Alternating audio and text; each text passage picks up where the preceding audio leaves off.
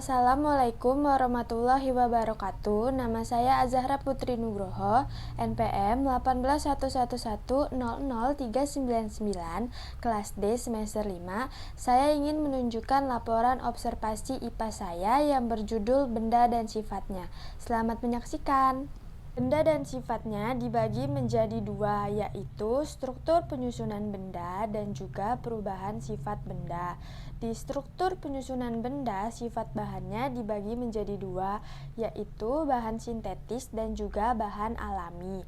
Di perubahan sifat benda dibagi menjadi dua juga, yaitu disebabkan oleh pemanasan, pendinginan, pembakaran, pembusukan, perkaratan, sedangkan digolongkan dalam perubahan tetap dan perubahan sementara. Ada berbagai macam benda di sekitar kita. Benda-benda itu dibuat dari berbagai macam bahan.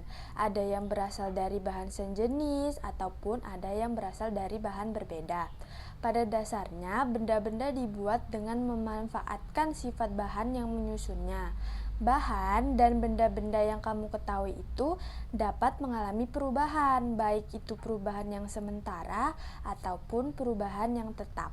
Sifat bahan kan tadi dibagi menjadi dua. Yang pertama yaitu bahan alami.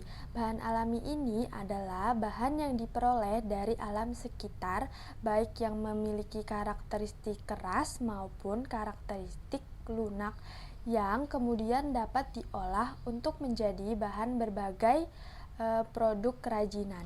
Contohnya seperti benang. Benang merupakan gabungan dari beberapa serat. Serat-serat yang digunakan untuk membuat benang ini pun bisa berasal dari alam ataupun buatan. Benang jahit ini biasa kita gunakan untuk menjahit pakaian. Secara luas biasa digunakan pada usaha konveksi-konveksi. Benang jahit ini memiliki tekstur yang halus dan juga lembut. Sifat bahan yang kedua yaitu bahan sintetis. Bahan sintetis ataupun buatan ini merupakan bahan yang memiliki tampilan seperti bahan organik yang berasal dari hewan ataupun tumbuhan. Meskipun menyerupai bentuknya, bahan sintetis ini tidak dibuat dari bahan alami asli. Di sini saya mengambil contoh observasi kulit sintetis. Kulit sintetis ini merupakan kulit imitasi atau tidak menggunakan kulit hewan asli. Kulit sintetis biasa digunakan untuk pembuatan tas, jaket, dompet, dan lain-lain. Kulit sintetis ini ketika kita pegang biasanya halus, licin, dan juga kaku. Dan kulit sintetis ini ketika kita lihat dia agak sedikit mengkilap. Perubahan sifat benda. Perubahan sifat benda ini ada perubahan sementara dan perubahan tetap. Kalau perubahan sementara adalah perubahan benda yang dapat kembali ke wujud semula dan tidak menghasilkan zat baru. Contohnya perubahan wujud air menjadi es dan perubahan es menjadi air. Air berwujud cair, dapat berubah menjadi es yang berwujud padat. Perubahan wujud benda dari air menjadi padat disebut membeku. Es dapat berubah wujud menjadi air kembali jika dipanaskan. Perubahan wujud itu disebut mencair. Selanjutnya ada perubahan tetap. Perubahan tetap ini adalah perubahan benda yang tidak dapat kembali ke wujud semula. Perubahan ini menghasilkan zat baru. Contohnya perubahan wujud kertas yang dibakar akan menjadi abu. Apakah abu itu dapat kembali menjadi kertas? Tentu tidak, bukan. Jadi pembakaran mengubah wujud kertas secara tetap. Selanjutnya ada faktor yang mempengaruhi sifat benda. Yang pertama yaitu pemanasan. Pemanasan ini mengakibatkan benda mengalami perubahan wujud. Benda padat apabila dipanaskan akan berubah menjadi cair, dan benda cair apabila dipanaskan akan menjadi uap air. Contohnya seperti ini. Yang kedua ada pendinginan. Es krim atau yang biasa dibekukan di kulkas atau kita beli di warung di sekitar rumah kita berasal dari bahan-bahan berbentuk cairan.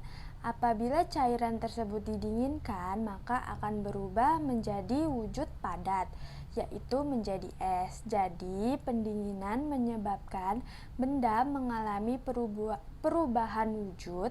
Benda cair akan berubah menjadi wujud padat. Di sini saya mengambil contoh yogurt. Yogurt banyak disukai oleh kalangan baik anak-anak ataupun orang dewasa.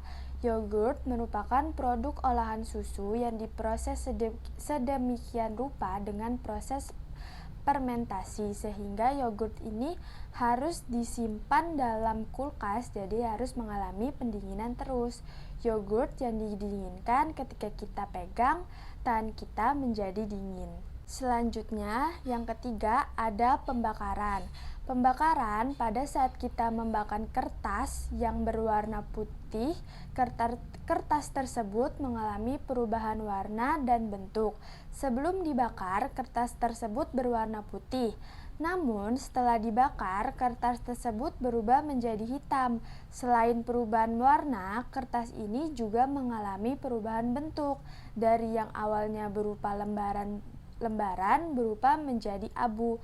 Oleh karena itu, pembakaran dapat menyebabkan benda mengalami perubahan warna, bentuk, dan juga kelenturannya.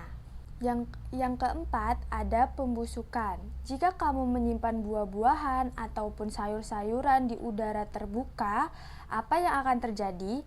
Tentu saja buah dan sayuran tersebut akan menjadi lembek, layu, dan warnanya juga berubah. Hal ini terjadi karena buah dan sayuran yang dibiarkan di udara terbuka akan mengalami pembusukan. Pembusukan mengakibatkan benda itu mengalami perubahan bentuk, warna, dan juga tentunya bau. Di sini saya mengambil contoh pisang. Pisang ini sudah busuk.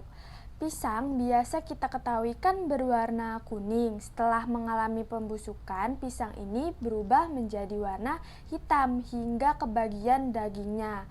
Dan tentunya memiliki bau yang tidak sedap. Pisang yang sudah mengalami pembusukan tidak layak untuk dikonsumsi lagi. Yang terakhir ada perkaratan. Benda yang berbahan besi ataupun logam terkena air, seperti saat hujan, benda tersebut dibiarkan saja dalam waktu yang lama, benda tersebut akan mengalami perkaratan. Perkaratan ini menyebabkan perubahan warna pada besi dan juga menjadi mudah rapuh, seperti contohnya ini. Siapkan tali rami dan pot bunga.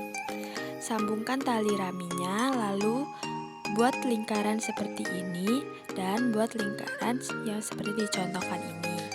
Selanjutnya taruh pot seperti ini. Tarik tali ke dalam lingkaran kecil. Setelah itu taruh tali yang sudah dimasukkan ke dalam pot. Selanjutnya tarik tali yang berada di kanan kiri pot, ditarik ke atas seperti ini. Jadi deh pot bunga gantungnya. Semoga bermanfaat. Mungkin itu saja yang bisa saya sampaikan tentang observasi IPA saya yang berjudul benda dan sifatnya. Jika ada salah kata, saya mohon maaf. Dan terima kasih. Wassalamualaikum warahmatullahi wabarakatuh.